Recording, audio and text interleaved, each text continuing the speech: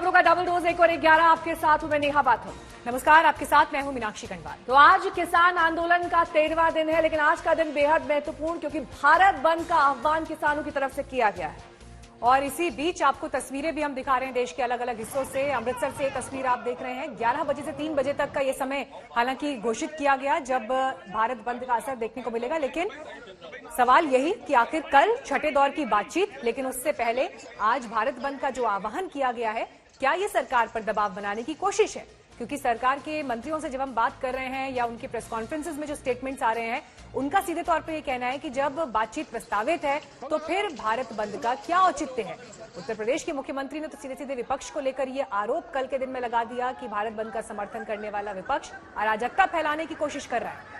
10 तस्वीरें आपके सामने हैं देश के अलग अलग शहरों की, जहां पर भारत बंद का असर देखा जा सकता है। वडोदरा, कोलकाता, भुवनेश्वर, प्रयागराज, दरभंगा, जहानाबाद, खम्मम, सिलीगुड़ी और विजयवाड़ा के साथ वो तमाम तस्वीरें हम आप तक पहुंचाएंगे देश के अलग अलग शहरों की, जहां पर इस वक्त प्रदर्शन किया जा रहा है, पुतले फूंके जा रहे हैं, नारेबाजी हो रही है। लेकिन सीधे तौर पर आम आदमी पर इसका कितना असर है, ये भी हम अपने संवाददाताओं के जरिए जानेंगे, क्योंकि 13वां दिन आज आंदोलन का हो चुका है। पश्चिम बंगाल में भी इस भारत बंद का असर देखा जा रहा है। हालांकि टीएमसी का खुले तौर पर समर्थन नहीं, लेकिन लेफ्ट का समर्थन इस बंद को। लेकिन इसके साथ ही कई ऐसे बीजेपी शासित राज्य भी हैं जहां पर बंद का मिला जुला असर है। हालांकि 24 विपक्षी ऐसी पार्टियां हैं जो बंद का खुले तौर पर समर्थन कर रही हैं। कई ऐसे ट्रेड यूनियन हैं जिनका समर्थन हासिल हो रहा है। लेकिन इसके साथ ही जो टैक्सी यूनियन है वो ये कह रही है कि हम टैक्सियां चलाएंगे, लोगों को दिक्कत ना हो, इसका भी पूरा ध्यान रखेंगे। लेकिन ये देखिए किस तरीके से अमृतसर में दुकानें बंद करवाई जा रही हैं। हालांकि आम जनजीवन पर मिला जुला असर इस बंद का देखा जा सकता है। मैं कहना कुल मिला के ये चाहता हूं कि मोदी जी ने इन कानूनों के माध्यम से और योजनाओं के माध्यम से लगातार इस बात की कोशिश की है कि खेती के क्षेत्र में निजी निवेश कैसे भी पहुंचे। कुछ किसान संगठनों ने जो शंका उठाई है उसके लिए चर्चा हो रही है। वो अपनी चर्चा की अलग प्रक्रिया है जो सरकार कर रही है। लेकिन अचानक तमाम विपक्षी दल या गैर भाजपाई दल कूद गए और आज हम विपक्षी दलों, विशेष रूप से कांग्रेस, एनसीपी, उनके सहयोगी दलों के शर्मनाक दोहरे चरित्र को देश के सामने बताने के लिए आए। अब ऐसा लगता है कि ये आंदोलन राजकीय आंदोलन बन गया है, किसानों को आंदोलन नहीं रहा है। बंद के कार्यक्रम में जो विरोध पक्ष के, विरोध पार्टी के जो भी जितनी बड़ी पार्टियां हैं वो इस बंद में कूद पड़ी है। यही बताता है कि ये किसान आंदोलन नहीं, पॉलिटिकल आंदोलन बन गया है। আমরা কৃষকদের পাশে ছিলাম, আমরা কৃষকদের আন্দোলনের পাশে আছি এবং আমরা কৃষকদের আন্দোলনের পাশে থাকব। আমাদের আন্দোলনে আমরা ছিলাম, আছি, থাকব। আমি সিঙ্গুর ভুলিনি। बॉर्डर से हमारे संवाददाता अशोक सिंघल इस वक्त हमारे साथ जुड़ गए हैं। लखनऊ से हमारे संवाददाता कुमार अभिषेक इस वक्त हमारे साथ जुड़े हुए हैं। सबसे पहले अशोक सिंघल का रुख करते हुए, अशोक, सिंगू बॉर्डर पर किस तरीके से आज के दिन वहां पर असर देखा जा सकता है? क्या और ज्यादा किसानों की संख्या वहां बढ़ गई है? क्या देख पा रहे हैं आप?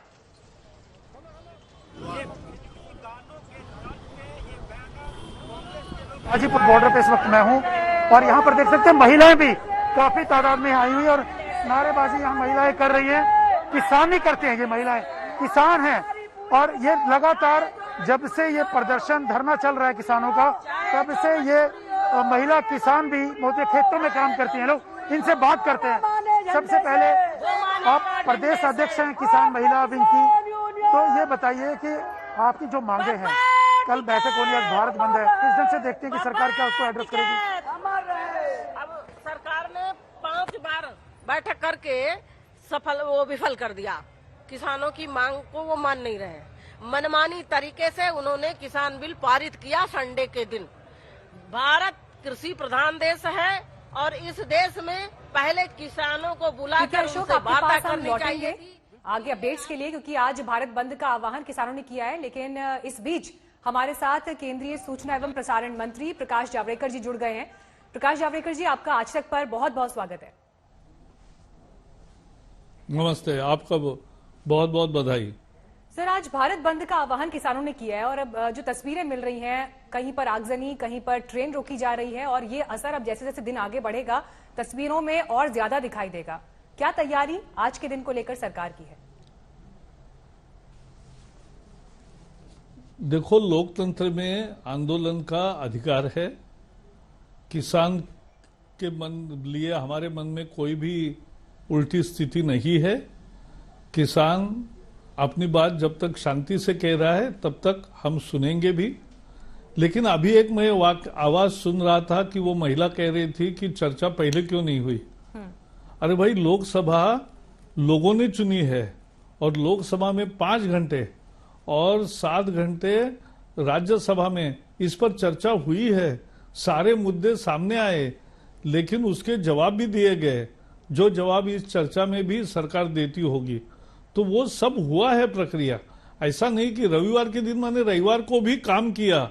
ये भी एक अच्छी चीज है ना कि सभी, क्योंकि छोटा सेशन था, वो कंटिन्यूअस 2 सप्ताह कोरोना के काल में ज्यादा फैलाव न हो, इसलिए 2 सप्ताह में शनिवार रविवार की छुट्टी न लेकर काम किया। इसकी तो बधाई मिलनी चाहिए। नहीं सर, लेकिन सवाल उनका यही है कि जिस तरह से, जिस अंदाज में कानून लाया गया, उसे पास करवा दिया गया, खासतौर पर राज्यसभा में उपसभापति ने जिस तरह से पास करवाया, नाराजगी उस बात को लेकर ही है। किसान को भरोसे में नहीं बहुत लिया गया। अच्छा, रात भर बहुत जो है, अच्छा सवाल है सांसद आपका। संसद भवन में बैठे मैं थे। आपको बताता हूं। अरे वही बता रहा हूं ना, जरा सुन तो लो। 13 साल से चर्चा हो रही है। 2007 में यूपीए ने, शरद पवार कृषि मंत्री थे, उन्होंने एपीएमसी में बदलाव करने का मॉडल कानून बनाया। वो सभी राज्यों को भेजा।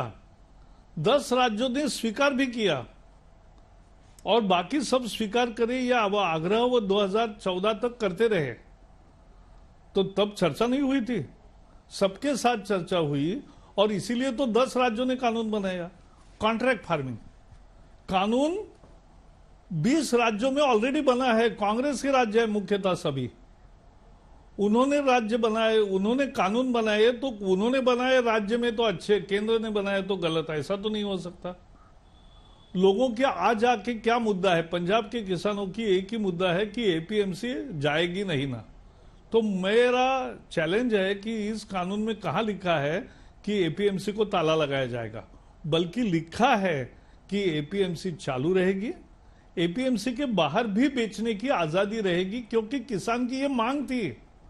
एपीएमसी के चंगुल से हमें मुक्त करो, यही तो मांग थी किसान की। प्रकाश जी, और तो उसको क्या मिला हम है। ये माने कि MSP किसानों ज्यादा को मिले। भ्रमित किया जा रहा है, इस पूरे आंदोलन का राजनीतिकरण किया जा रहा है? बिल्कुल। क्योंकि कुछ आंकड़े भी आपने अपने ट्वीट के जरिए कोट किए थे, जिसमें आपने कहा था कि एमएसपी पर तो रिकॉर्ड खरीद हुई है, 19% ज्यादा धान खरीदा गया, किसानों को 59,162 करोड़ रुपए मिले। ये तमाम आंकड़े तो सरकार के पास है। क्यों नहीं बातचीत के दौरान इन्हें प्रकाश में लाया जाता है ताकि डेडलॉक की स्थिति खत्म हो सके? आज तो हम आपसे सबसे बात कर रहे हैं, तो मुझे लगता है सरकार की बात हमने गांव-गांव जाकर, हर प्रदेश में जाकर ये ऑलरेडी की है। कोविड चलते हुए भी हमने किसानों के सम्मेलन किए, भले उसमें 200 किसान प्रतिनिधि के रूप में उपस्थित रहे, लेकिन ऑनलाइन बहुत चला। तो ये हमारा संवाद लगातार जारी है, जारी रहेगा। इस साल कोरोना के कारण बड़ी बड़ी सभाओं का ये नहीं था, अवसर नहीं था, नहीं तो वो भी हम करते। मूल मुद्दा ये है कि जैसे मैंने कहा, मैं आज फिर कहना चाहता हूं कि एपीएमसी चालू रहेगी, चालू रहेगी, चालू रहेगी। उसको ताला लगाने का कोई मुद्दा कभी भी सरकार के ना मन में है, ना कानून में है, ना कहीं भी है।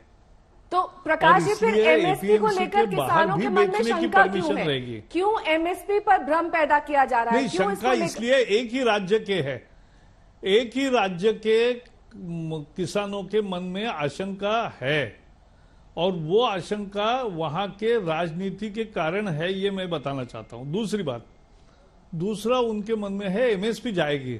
अरे एमएसपी नहीं जाएगी। मैं कहना चाहता हूं एमएसपी थी, है, रहेगी। क्या लिखित में और देंगे मैं सर? ये भी आगे कहना चाहता हूं कि एमएसपी एक्चुअली बढ़कर दिया है, हर साल थोड़ी थोड़ी बढ़ती ही जाएगी, कम नहीं होगी। तो ये ठीक है, एमएसपी की बात है। अब जहां तक एमएसपी का लोग कह रहे हैं कि भाई गारंटी क्या है, गारंटी 55 साल क्या थी, 55 साल चल रही है ना, तो आगे भी चलेगी। तो एमएसपी 55 साल चल रही है, आज नहीं, हमने नहीं शुरू किया है, 7 साल में मोदी आने के बाद नहीं शुरू किया, ये पहले से है। तो एमएसपी की व्यवस्था में 55 साल लोगों ने जैसी चली एमएसपी की व्यवस्था वैसे ही आगे चलेगी जी। इसमें क्या प्रॉब्लम है? तो ये सर, कल जो है छठे दौर किसान की को समझाया बातचीत जा सकता है, सरकार और किसानों के बीच- जी। राजनेताओं को समझाना कठिन है, क्योंकि वो जानबूझकर उन्होंने जो काम किया उसका उल्टा आज भूमिका लेकर खड़े हैं। सर, कल एक अहम बैठक आपकी सरकार की और किसानों के बीच होने वाली है, छठे दौर की ये बातचीत है। जो सवाल मैं आपसे पूछ रही थी, किसान बार बार ये कह रहे हैं कि लिखित में हमें आश्वासन दीजिए कि एमएसपी रहेगा। हालांकि वर्बली तो सरकार के मंत्रियों, यहां तक कि प्रधानमंत्री की तरफ से भी ये बात कही गई है। कल की बैठक को लेकर सरकार की क्या तैयारी है? कैसे आप लोग किसानों को कन्विंस करेंगे, उन्हें समझा ऐसा है पाएंगे? सरकार की सच्चाई की, क्योंकि हमें सच्चाई का पक्ष रखना है, इसलिए ज्यादा तैयारी नहीं करनी पड़ती। सच बताना है, जो है वो बताना है। लेकिन सरकार ने लचीला रुख रखकर अगर गलतफहमी को ठीक करने का कोई रास्ता है तो वो भी अपनाने की तैयारी कब की दिखाई है। मुझे लगता है यही काफी है। बाकी चर्चा तो यहाँ टीवी के सामने थोड़ी होगी, जी, वो तो किसानों के सामने होगी। बिल्कुल। प्रकाश जी, जैसा कि आप कह रहे थे कि ज्यादातर जो बिंदु हैं इस कानून में जो लाए गए वो कांग्रेस के समय से ही हैं, और ऐसा रविशंकर प्रसाद भी प्रेस कॉन्फ्रेंस के जरिए बकायदा साक्ष्य के रूप में बता भी चुके हैं कि ज्यादातर पॉइंट्स पहले से ही मौजूद थे। ऐसे में कांग्रेस ने अपना स्टैंड जो एन वक्त पर बदल लिया, विपक्षी दल के तौर पर, या फिर यूं कहें कि राजनीतिक फायदे के तौर पर इसको अब किसान आंदोलन के रूप में आगे बढ़ा रहे हैं। पहले कांग्रेस सामने आई, अब 24 अन्य विपक्षी पार्टियों का भी समर्थन कांग्रेस को, तमाम किसानों को हासिल हो रहा है। ऐसे में ये जो स्थिति इस वक्त है, न आर न पार, और तमाम किसान धरने पर बैठे हुए हैं, कैसे सुलझा पाएंगे इसे, कैसे मना पाएंगे इन्हें? किसानों को मनाना आसान है, राजनेताओं को मनाना कठिन इसलिए होता है क्योंकि उनको मालूम है कि वो झूठ बोल रहे हैं, तो भी वो सच के जैसा बोलेंगे, ये मुद्दा है। उनको मालूम है कि हम पाखंड कर रहे हैं, उनको मालूम है कि हमने एपीएमसी के मॉडल कानून लाए थे और अब वो उल्टा बोल रहे हैं। उनको मालूम है 10 राज्यों में एपीएमसी के सुधार ऑलरेडी लागू हो चुके हैं। उनको मालूम है कि कॉन्ट्रैक्ट फार्मिंग के कानून 15 राज्यों में हुए हैं, बहुशः कांग्रेस के राज्य थे, और कॉन्ट्रैक्ट फार्मिंग लागू हुआ है, अब उसका विरोध कर रहे हैं। तीसरा कानून जो है एमएसपी तो चालू रहेगी, ये हम बताए है और बताते रहेंगे। और जैसे मैंने कहा 55 साल जिस तरह से एमएसपी चल रही है वैसे ही आगे भी चलेगी, तो इसमें कोई मुद्दा नहीं है, और इसलिए अपोजिशन का फायदा नहीं होगा, उल्टा नुकसान होगा। लड़ाई पंजाब के से मन शुरू से हुई भी उतर प्रकाश जाएंगे, जी, ये मैं आज अब लिख के दे रहा गुजरात हूं। के किसान, महाराष्ट्र के किसान, राजस्थान के किसान भी जुड़ गए, उनको भी लगा कि हमारे हित की बात हो रही है। मैं कौन कहां से कितने आए इस पर आज चर्चा नहीं करूंगा। देश का बहुशः किसान, ज्यादा से ज्यादा किसान ये कानून के पक्ष में है, ये मैं जरूर कहूंगा। लेकिन आज मैं उस चर्चा में नहीं जाना चाहता कि कहां से किसान आए, कौन किसान है कौन नहीं है, ये नहीं मैं बात करना चाहता। मैं ये बात करना चाहता हूं कि किसानों पर हमारा भरोसा है, किसान समझेगा। जो राजनेता समझकर भी ना समझ ही दिखा रहे हैं वो नहीं सुधरेंगे। उनको लोगों ने 2 चुनाव में सिखा दिया है, तीसरे चुनाव की प्रतीक्षा करें, उसमें भी सिखाएंगे। सर, सितंबर 2020 में जब कानून संसद से पास हुआ, उसके बाद जब विरोध शुरू हुआ तो प्रधानमंत्री तक ने ये ट्वीट किया कि भ्रम फैलाया जा रहा है, किसान भाई इस पर भरोसा ना करें। आप तो खुद सूचना एवं प्रसारण मंत्री हैं, सरकार के बाद पास सबसे बड़ा प्रचार तंत्र है, सबसे बड़ी मशीनरी है जिसमें सही तरीके से बातों को आगे तक पहुंचाया जा सकता है। ये भ्रम की स्थिति 3 महीने से क्यों जारी है? क्या जी? प्रचार तंत्र सबसे बड़ा सर आपके पास है, सबसे बड़ी मशीनरी सरकार के पास है समझाने बुझाने के लिए, तो ये भ्रम जो है, ये अगर भ्रम की जो स्थिति आप कह रहे हैं ये क्यों बनी हुई है? नहीं, देखो देखो, भ्रम पैदा भी किया जा सकता है और अफवाह टिक भी सकती है, और इसलिए उसको दूर करना थोड़ा कठिन काम होता है। सोशल मीडिया के जमाने में तो हमने देखा है कि एक अफवाह को कैसे जनता हाथों हाथ उठाती है, उसको दूर करने में ज्यादा समय लगता है। तो ये होता है, हम करेंगे और हमें विश्वास है कि हल निकलेगा, शांतिपूर्ण तरीके से निकलेगा और इसका समाधान होगा। सर, किसानों की तरफ से एक मांग जो है वो लगातार ये आ रही है कि पार्लियामेंट का सेशन बुलाया जाए, जॉइंट सेशन, जिसमें चर्चा हो सके और जो आशंकाएं थी जो नहीं एड्रेस हो पाई वो हो पाए। क्या सरकार इसके लिए राजी अरे होगी? भाई, पार्लियामेंट के सेशन में लोकसभा में 5 घंटे और राज्यसभा में 7 घंटे चर्चा ऑलरेडी हो चुकी है। यानी ऐसा नहीं कि बिना चर्चा का नहीं बिल हुआ है, और चर्चा के बिना बिल नहीं हुआ और सभी पार्टियों ने हिस्सा लिया और सभी पार्टियों ने अपने सुझाव दिए, लेकिन किसी ने विरोध नहीं, बाकी जिन्होंने को विरोध नहीं, आज जो विरोध में खड़े हैं उसमें से अनेक लोगों ने सपोर्ट किया था बिल को। सर, एमएसपी को लेकर जो बातें, इसी को मैं पाखंड कह रहा हूं। ठीक है, आपने एमएसपी को लेकर, एपीएमसी को लेकर जो बातें रखी हैं, उसके बावजूद अगर किसान सड़क पर है तो यकीनन ये एक चुनौतीपूर्ण स्थिति बनी हुई है। आज 13वां दिन है आंदोलन का। पहले मैं बताता हूं, देश में 15 करोड़ किसान है जिनके मालकियत है, और जो किसानी में जुड़े हैं, जो दूसरे का खेत करते हैं, ऐसा सब पकड़ेंगे तो लगभग 25 करोड़ लोग खेती करने वाले हैं। वो सब आंदोलन में नहीं है। आंदोलन में कुछ फार्मर्स है, और जो फार्मर है उनको उसका समाधान होगा, ये मैं कहना चाहता हूं। प्रकाश जी, कल अरविंद केजरीवाल ये कह रहे थे कि केंद्र सरकार जो है वो एक रणनीति के तहत तमाम किसानों को एक मैदान में बुलाना चाहती थी, वहां पर हमने रोक लगा दी। किस तरीके से ये आंदोलन के समर्थन में उतर रहे हैं, ये तमाम चीजें उन्होंने कल आरोप आपके ऊपर मढ़े, और आज वो आरोप लगा रहे हैं कि उन्हें घर में नजरबंद कर दिया गया है। ये तो अग्ध हो गया। यानी मुझे आश्चर्य लगा कि जिन्होंने तीनों कानून को लागू करने का ऐलान किया, जिन्होंने तीनों कानून लागू करने का आदेश निकाला, दिल्ली में ये तीनों कानून लागू किए हैं, अब उसके उल्टा बोल रहे हैं। तो इससे ज्यादा हास्यास्पद कुछ नहीं हो सकता, और इससे ज्यादा पाखंड कुछ भी नहीं देख सकते। आप इस आरोप को खारिज करते हैं जो आम आदमी पार्टी कह रही है कि बीजेपी के इशारे पर अरविंद केजरीवाल नजरबंद हैं दिल्ली में? कोई सवाल ही नहीं। कौन बंद करेगा? यहां तो सब आप भी खुले हैं, लेकिन आपके घर के बाहर या बाकी जगह पुलिस सुरक्षा है, तो उसको उल्टा आपका ख्याल करना बोलते हैं, उसको नजरबंद नहीं कहते हैं। तो अखिलेश यादव तो जा रहे थे कन्नौज, पैदल यात्रा कर रहे थे किसानों के समर्थन में, उन्हें नजरबंद कर दिया गया, हिरासत में ले लिया गया। कौन? अखिलेश यादव, समाजवादी पार्टी के नेता अखिलेश यादव। कल अरे तो वो तो, एक मिनट, कानून व्यवस्था ये पुलिस का काम है, वहां 144 लगा है। जी सर, क्योंकि आप हमारे साथ यहाँ पर मौजूद हैं और हमारी भी ये कोशिश थी कि संवाद का एक रास्ता कम से कम ऐसा हो कि अभी मैं जा रहा हूँ जी, एक कोई आखिरी बात जो आप किसानों को कोई अपील के तौर पर, समझाने बुझाने के तौर पर करें, उसके साथ इस बातचीत को हम खत्म कर सकते हैं। सर, मैं किसानों को एक ही बात साफ करना चाहता हूं फिर से। पहले तो एमएसपी खत्म नहीं होगी, खत्म नहीं होगी, खत्म नहीं होगी। जैसे 55 साल एमएसपी चल रही है वैसे ही आगे भी चलेगी। दूसरी, एपीएमसी बंद नहीं हो रही है, ताला नहीं लगेगा। एपीएमसी में भी खरीद होगी, एपीएमसी के बाहर भी खरीद होगी, यही सच्चाई है। और एमएसपी स्वामीनाथन कमीशन ने जैसे बनाया था, लागत मूल्य अधिक 50%, वैसे हमने किया है। और अंत में कहूंगा कि मोदी जी ने जितने कदम किसान के लिए उठाए हैं, उससे किसान की आय दुगुनी होने का रास्ता प्रशस्त हुआ है, यह वास्तविकता है। यूपीए ने एक बार कर्जा माफी की थी 53,000 करोड़ की, वो बैंक में गए थे।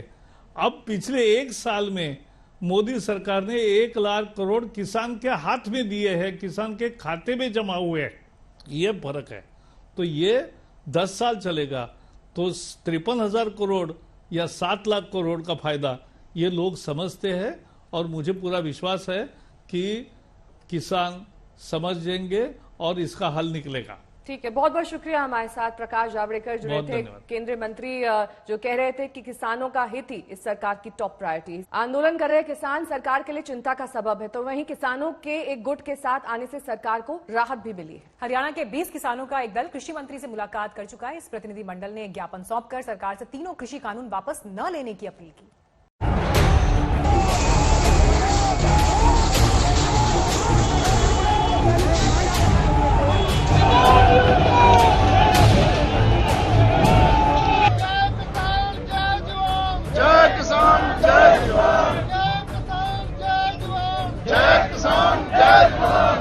अब ठीक है, ये तो चलेगा आंदोलन वगैरह, इससे तो निपटेंगे। अब ठीक है, ये तो चलेगा आंदोलन वगैरह, इससे तो निपटेंगे।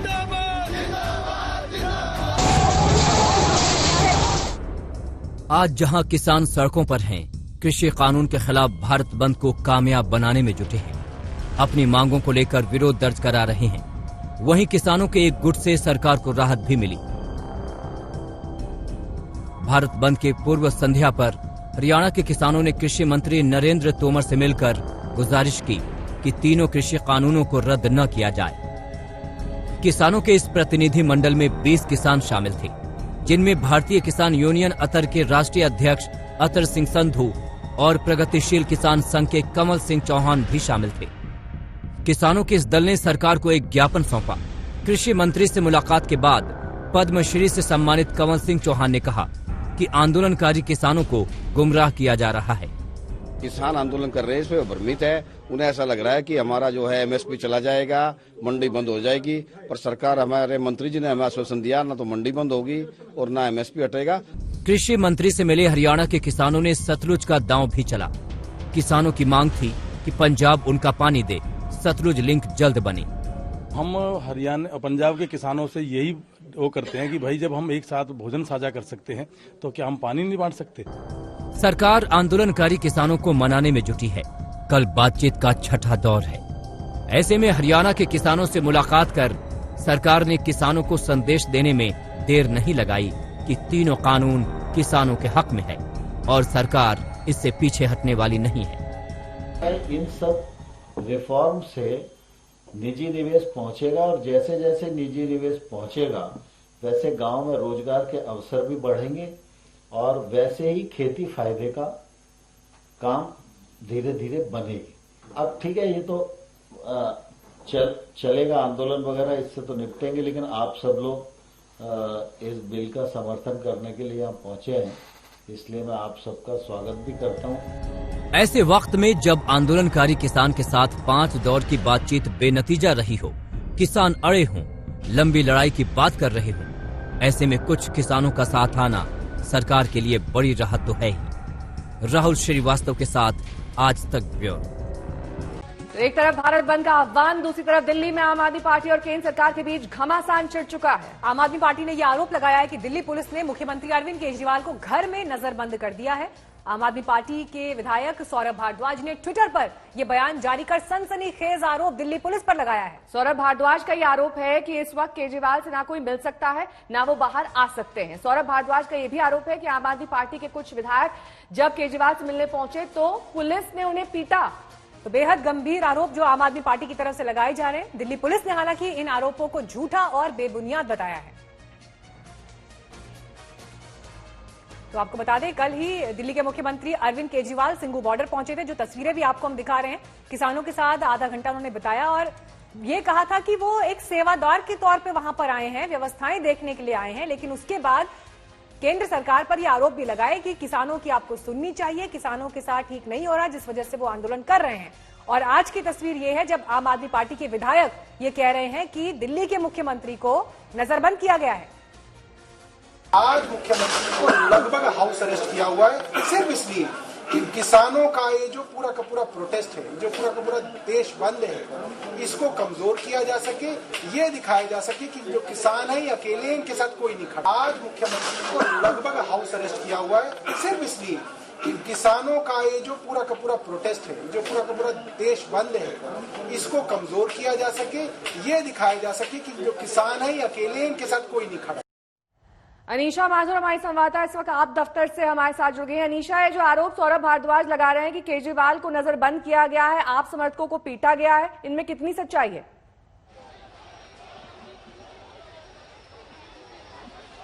देखिए, आम आदमी पार्टी की तरफ से आरोप लग रहा है कि दिल्ली पुलिस ने केजरीवाल के घर के बाहर बैरिकेडिंग कर दी है और बीजेपी के जो नेता है वो वहां पर बैठे हुए हैं। केजरीवाल को नजरबंद करने की ये साजिश रची गई है ताकि वो बाहर आकर किसानों के सपोर्ट में ना बोल सके। आम आदमी पार्टी के इस वक्त वॉलंटियर्स और पुलिस के बीच में काफी झड़प हो रही है। ये आईटीओ की तरफ ये वॉलंटियर्स जो है आम आदमी पार्टी के ऑफिस से वहां की तरफ जाने की कोशिश कर रहे थे और यहाँ पे आप देख सकते हैं कि पूरी अच्छे से बैरिकेडिंग करके बहुत सारा पुलिस बल तैनात करके यहाँ पर इनको रोक दिया गया है। दीनदयाल उपाध्याय मार्ग और आईटीओ 32 से थोड़ा सा बिल्कुल पहले ही, और यहाँ पर काफी हाथापाई भी हुई है। वॉलंटियर्स को पकड़ के खींचते हुए बस की तरफ भी लेके जाया गया है।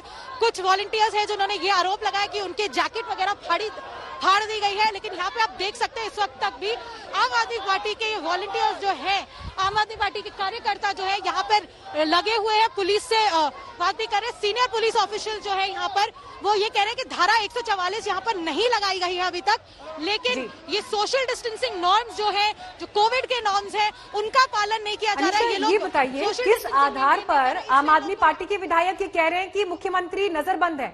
किस आधार पर कह रहे हैं? ऐसा क्यों लग रहा है उनको कि नजरबंद है?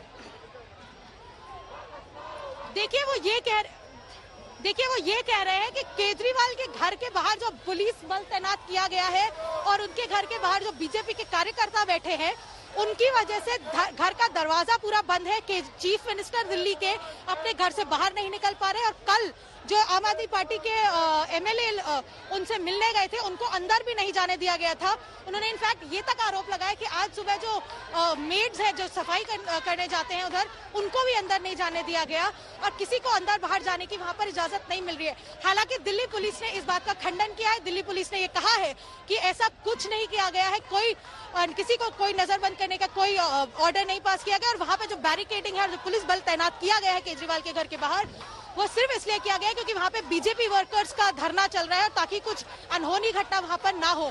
लेकिन आम आदमी पार्टी के वॉलंटियर जो आप देख सकते हैं यहाँ पर, आम आदमी पार्टी के लीडर्स इस बात को मानने के लिए तैयार नहीं। वो ये कह रहे हैं कि जानबूझकर किसान आंदोलन में आम आदमी पार्टी सपोर्ट कर रही है क्योंकि केजरीवाल ने कल वहां सिंघू बॉर्डर पे भी गए, इसलिए उनके वहां बॉर्डर पे जाते ही वापस आते ही उनके घर के बाहर बैरिकेडिंग कर दी गई और उनको अंदर नजरबंद कर दिया गया है। अनीशा, ये जो अराजकता का माहौल इस वक्त हम देख पा रहे हैं, इस पर लगाम लगाने के लिए क्या धारा 144 लगाई जा सकती है जल्द?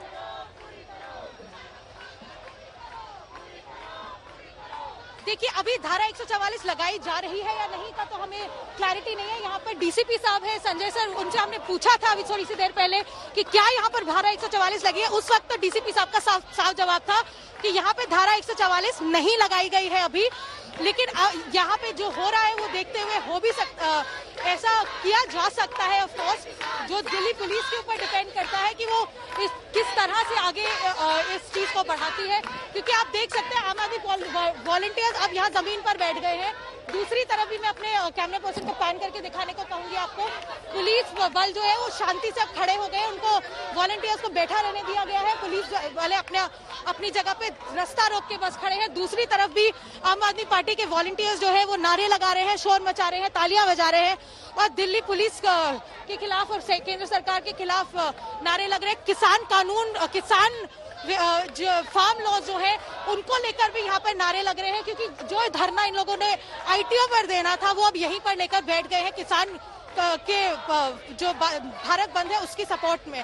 तो अब आगे क्या होता है वो दिल्ली पुलिस को डिसाइड करना है। डीसीपी यहाँ पर है, पूरी निगरानी रखे हुए हैं, काफी सीनियर ऑफिसर्स यहाँ पर कंटिन्यूसली निगरानी कर रहे हैं। यहाँ पे ड्रोन भी घूम रहा है, मैं कैमरामैन को बोलूंगी यहाँ पे ड्रोन भी घूम रहा है, जिससे पूरी आंदोलन पे नजर रखी जा रही है।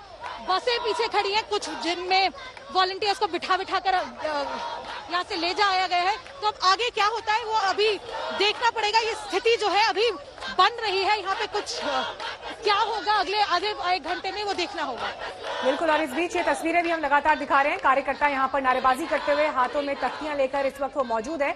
कल ही मुख्यमंत्री अरविंद केजरीवाल सिंघू बॉर्डर पहुंचे थे, जहां पर कह रहे थे कि किसानों के वो सेवादार हैं, व्यवस्थाएं देखने के लिए आए हैं। आम आदमी पार्टी कह रही है कि हमारा खुला समर्थन है भारत बंद का जो आह्वान किसानों ने किया है, किसानों के आंदोलन को।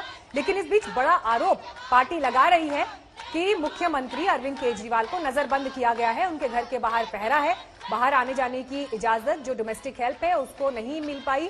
और इसी बात को लेकर सौरभ भारद्वाज जो कि एमएलए हैं आम आदमी पार्टी से, उन्होंने ट्वीट भी किया और उनका बयान भी हमने आपको सुनवाया।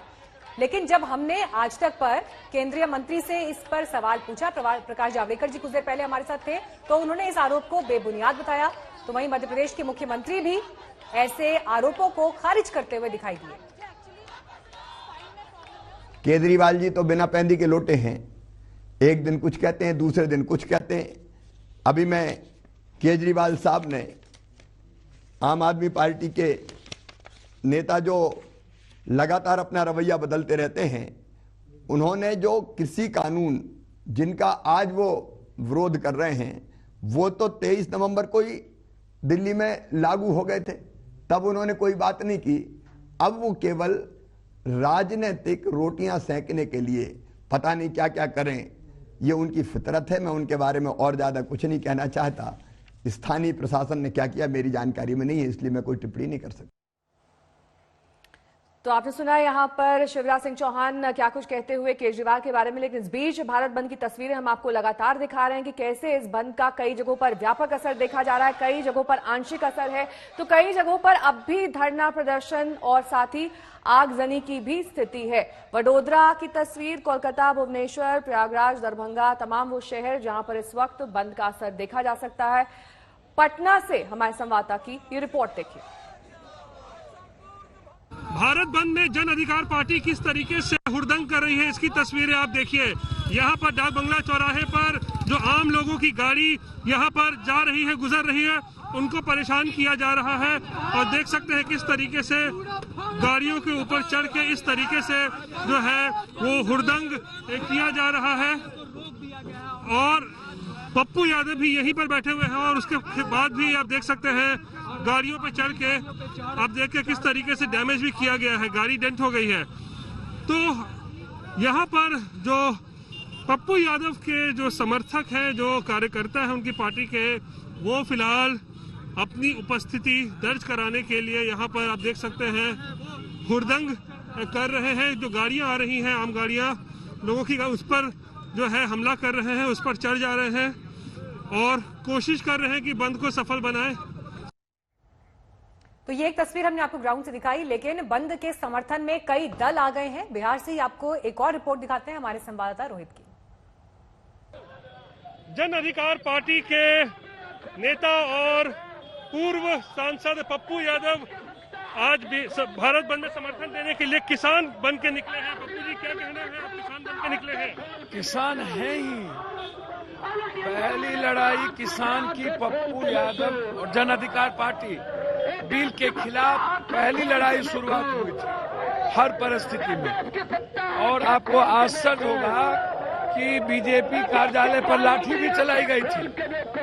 और आज पूरे भारत के हर किसान का, हर व्यक्ति का, हर लोगों का किसी भी कीमत पर जो परिस्थितियां हैं, आज जो काला कानून है या जो एमएसपी जो भारत सरकार आंख में धूल झोंकती है, 2006 में बिहार में मंडी सिस्टम आपने लागू खत्म कर दिया। भारत की स्थिति इतनी खतरनाक है, आप अंदाजा नहीं कर सकते हैं कि आप पूरी जमीन पर आप पूंजीपतियों की निगाह आपने करवा दी और आपको लगता है कि भारत का जो आत्मा है आपने उसको लहूलुहान कर दिया है। और आप अपने जिद पर अड़े हुए हैं। आपने पहले नोटबंदी से तबाह की, जीएसटी से तबाह की, आप कोरोना वायरस से तबाह किए, आप काला धन से तबाह किए, आप 15 लाख से तबाह किए, आप एनआरसी से तबाह किए और अब आप तबाह करने जा रहे हैं पूरी भारत के एक एक परिवार को, किसानों को जख्म ही नहीं दिया। किसानों की स्थिति आज मरने और जीने की है, या तो वो मरेगा या तो पीछे। तो पटना से आपने हमारी ये रिपोर्ट देखी। अब आपको अहमदाबाद से हमारी संवाददाता गोपी घांगर की रिपोर्ट दिखा देते हैं। किसान बिल के विरोध में आज भारत बंद का ऐलान दिया गया है, लेकिन गुजरात बंद नहीं है। इस वक्त हम मौजूद हैं अहमदाबाद के मणिनगर इलाके में और यहाँ पे आप देख सकते हैं जो आम दिनों की तरह ट्रैफिक होता है वही ट्रैफिक की रफ्तार है। हालांकि जो पुलिस है, पुलिस ने कई ऐसे कांग्रेसी कार्यकर्ताओं को हिरासत में ले लिया है जिन्होंने भारत बंद के लिए ऐलान किया था। जो संभावना थी कि वो लोग हो सकता है कि रास्ता चक्का जाम करवा सकते हैं, तो वही पुलिस भी जगह जगह डिप्लॉय कर दी गई है। आप देख सकते हैं यहाँ पे भी पुलिस डिप्लॉय कर दी गई है ताकि जो लोग हैं वो जबरन बंद करवाने के लिए ना निकले। अगर दुकानों की बात की जाए तो दुकानें भी यहाँ पे खुली है, सब कुछ आम दिनों की तरह ही है अहमदाबाद के अंदर। हालांकि आज जल्दी सुबह वडोदरा और जितने भी नेशनल हाईवे हैं वहां पे जो टायर जलाने की खबर है वो लगातार आती रही। कई इलाके ऐसे हैं जहां पे टायर जलाने की कोशिश की गई, लेकिन लगातार पुलिस वहां पे तैनात है और पुलिस ने सारे जो हाईवे हैं जहां चक्का जाम किया गया था उसको अब क्लियर करवा दिया है। कैमरामैन उज्जवल ओझा के साथ गोपी घांगर, अहमदाबाद आज तक। किसानों की लड़ाई में सियासी चढ़ाई शुरू हो गई। किसानों के भारत बंद को 24 सियासी दलों का समर्थन मिल रहा है। आलम यह है कि अलग अलग समय पर कृषि सुधार की वकालत करने वाली पार्टियां आज विरोध में खड़ी हो गई।